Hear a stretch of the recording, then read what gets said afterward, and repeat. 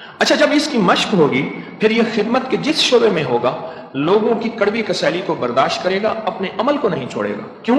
اس کی نظر تو اللہ پہ ہوگی کہ اللہ میں آپ کے لیے کر رہا، شاباش کے لیے تو کر ہی نہیں رہا۔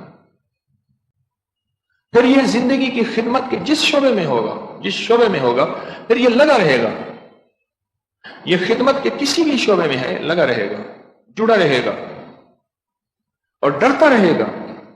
پوچھا بہترین خدمت والا کون ہے؟ کسی اللہ والے کے ساتھ، یا کوئی اللہ والا نہیں، مجھ سے کوئی اللہ والے کا غلام ہے اس کے ساتھ جڑا ہوا، تو پوچھا خدمت والا کون ہے؟ کہا جو کرتا بھی رہے اور ڈرتا بھی رہے۔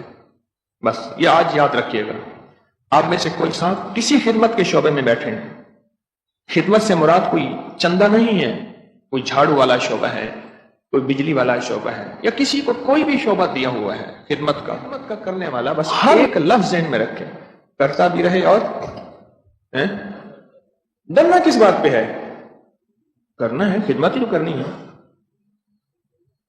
آپ یہ دیکھیں عبادت کرنے کے بعد استغفار کس چیز کا؟ وہ گناہ کے بعد استغفار کرنا چاہیے، عبادت کے بعد بھی توبہ کر، استغفار کر، یہ کرنا اور ڈرنا ہے۔